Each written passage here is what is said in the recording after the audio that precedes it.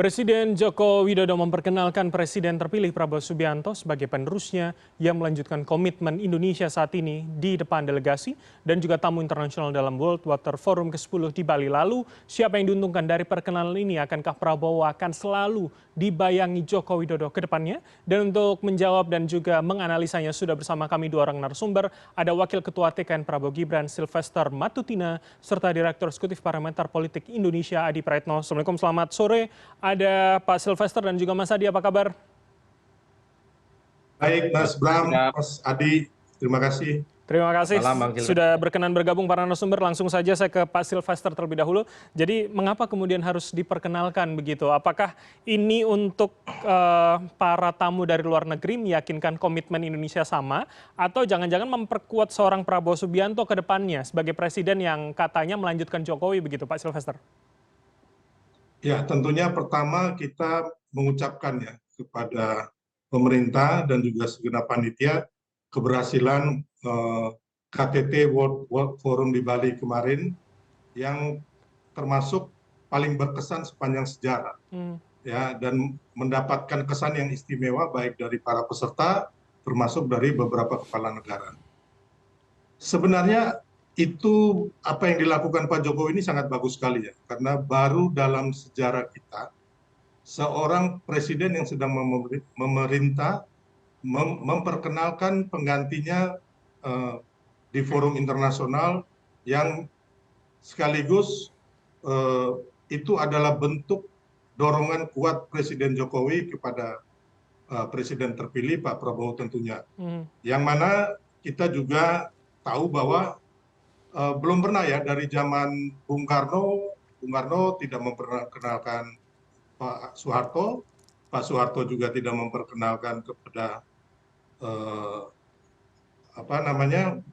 Pak Habibie, termasuk dari Pak Habibie ke Gus Dur atau Gus Dur ke Ibu Megawati dan terakhir kepada Pak SBY kepada Pak Jokowi. Jadi ini suatu hal yang menurut kami ini sangat-sangat bagus sekali dan ini akan menjadi catatan sejarah dan memberikan suatu kebaikan ya untuk anak cucu kita. Oke, jadi ini apa benefit yang akhirnya bisa didapat seorang Prabowo? Apakah kepercayaan dari luar negeri melihat bahwa Indonesia ya tidak akan berubah meski ganti presiden, begitukah? Ya, saya pikir begitu ya, karena memang tagline Prabowo Gibran itu adalah melanjutkan dan menyempurnakan. Jadi ini akan mempermudah nantinya Presiden terpilih Pak Prabowo untuk bergaul di dunia internasional dan juga komitmen selama ini Pak Jokowi terhadap contohnya masalah air, masalah food, masalah makanan, dan juga pergaulan di dunia internasional dalam bagaimana geopolitik yang sekarang begitu agak menegangkan ya atau agak kita nggak bisa prediksi, dan ini akan memudahkan Pak Prabowo ke depannya. Baik. Jadi suatu hal yang menurut kami ini sangat baik sekali apa yang dilakukan oleh Pak Jokowi terhadap Pak Prabowo ya, memperkenalkan dan mendukung Pak Prabowo. Termasuk di sini kita melihat bahwa seluruh rakyat dan juga dunia internasional akan melihat bahwa ternyata Pak Prabowo dan Pak Jokowi itu sangat solid ya, sangat sehati. Dan ini menghapus opini yang sedang dilakukan oleh pihak-pihak yang kalah pilpres kemarin itu, bahwa Pak Prabowo akan meninggalkan Pak Jokowi atau Pak Jokowi akan meninggalkan Pak Prabowo. Baik, oke. Itu saya garis bawahi kalau begitu. Kesulitan yang kemudian dicoba ditunjukkan begitu ya, kalau menurut Anda dan juga TKN. Saya ke Mas Adi kalau begitu. Jadi Mas Adi, ini bisa kita tafsirkan yang mana? Seperti dikatakan Pak Silvester tadi, ini unjuk kesulitan, atau kemudian ini untuk menegaskan bahwa ya kemancanegara Indonesia tidak berubah walaupun ganti presiden Oktober nanti? Ya, saya kira banyak hal. Pertama, tentu ini sangat terkait bagaimana bahwa Prabowo Subianto itu adalah orangnya Jokowi. Ini kan tidak bisa dibantah, Jokowismen ya, karena memang dalam Pilpres di 2024 ini dukungan politik Jokowi melalui Gibran yang kemudian menjadi salah satu variabel yang kemudian mengantarkan Prabowo Subianto menjadi presiden dari Republik Indonesia.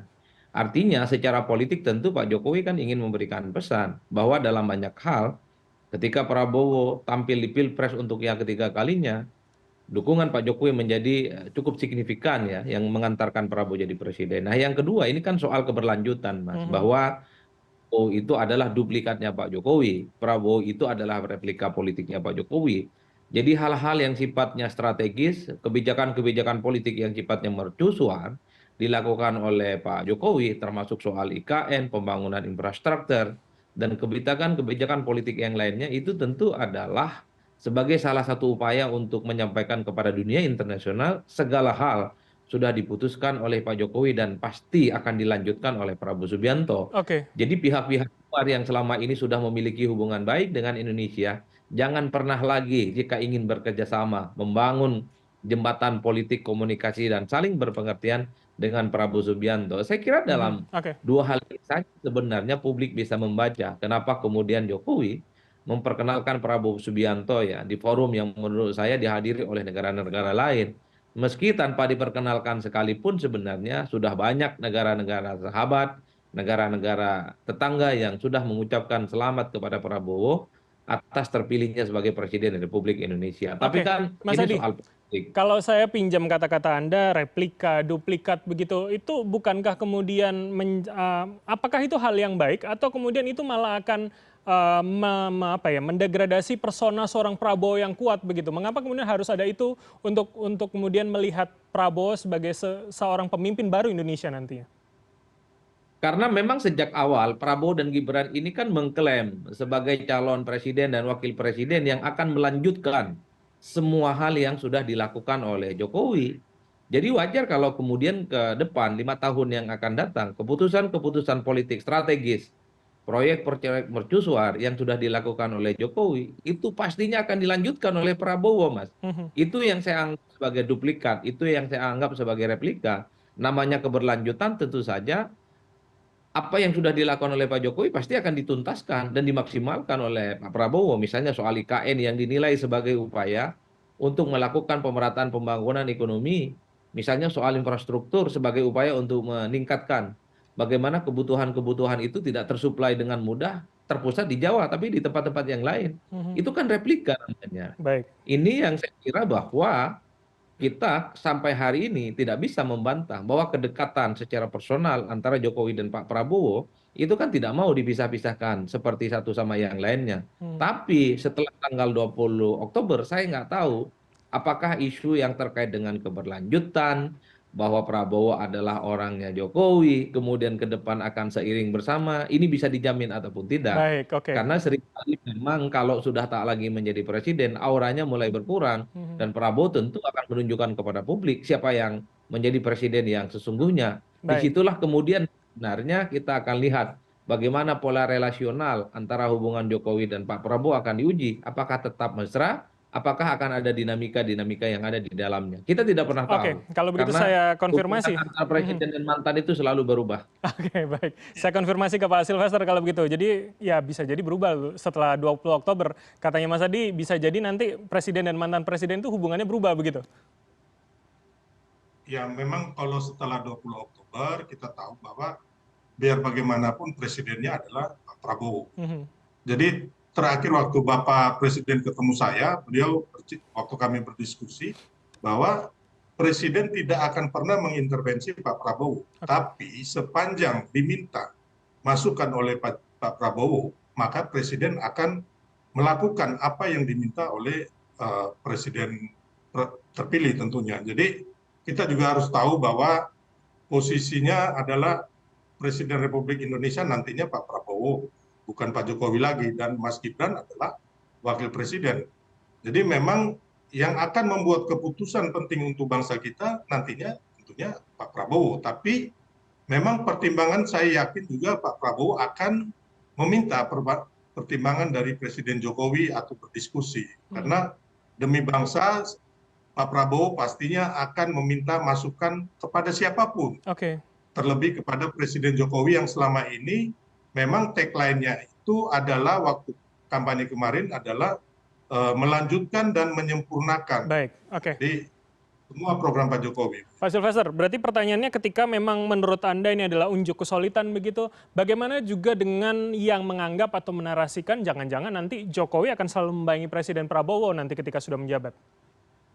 Enggak, jadi Pak Jokowi seperti yang saya pernah tanya ke beliau langsung, Pak, apa benar Bapak menitipkan calon-calon menteri yang 4 orang itu?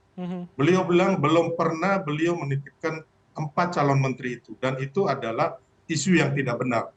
Beliau sangat menghargai hak prerogatif Presiden terpilih Pak Prabowo tentunya. Jadi memang Pak Jokowi ini adalah negarawan besar yang memang selain diakui dunia, dalam etika, dalam memerintah juga beliau tahu mana yang menjadi urusan beliau dan mana yang nantinya menjadi urusan presiden terpilih. Baik, oke. Terakhir saya ke Mas Adi kalau begitu. Jadi Mas Adi, dengan kemudian kemesraan yang ditunjukkan pada hari ini, akankah kemudian paling tidak kita bisa menebak atau tidak, setelah 20 Oktober akan seperti apa? Apakah kemudian seperti yang dikatakan Pak Sylvester, hanya memberikan masukan ketika dibutuhkan, atau nanti ya bayangan itu akan tetap ada begitu, Mas Adi?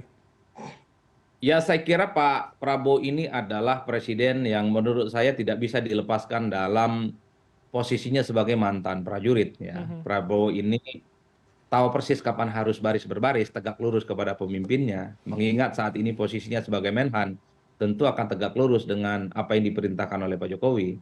Tapi kemudian ketika Prabowo jadi presiden, Prabowo pasti sangat paham betul kapan harus memimpin bangsa dan negara ini. Di mana semua keputusan-keputusan politik yang akan dibuat nantinya, pastinya ini diputuskan oleh Prabowo sendiri, tentu setelah berkomunikasi dengan partai-partai pengusung, termasuk dengan para menterinya yang akan nantinya diangkat. Oleh karena itu, sekalipun ada hubungan baik dengan Pak Jokowi, dengan SBY, mungkin juga dengan Megawati, paling hanya sebatas minta pendapat, minta saran. At the end of the day, Prabowo pastinya akan menjadi presiden yang akan memutuskan segala-galanya itu tentu didasarkan atas pertimbangan subjektivitasnya Oke, baik. sebagai presiden dan sebagai presiden terpilih.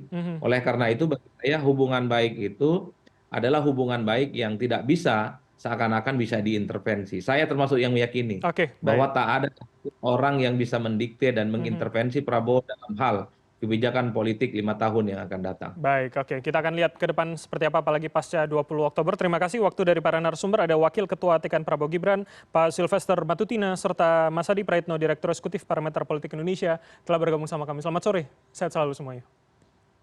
Sore, Terima Mas. kasih, Mas Adi. Terima kasih. Sore, Bang. Terima kasih, CNN.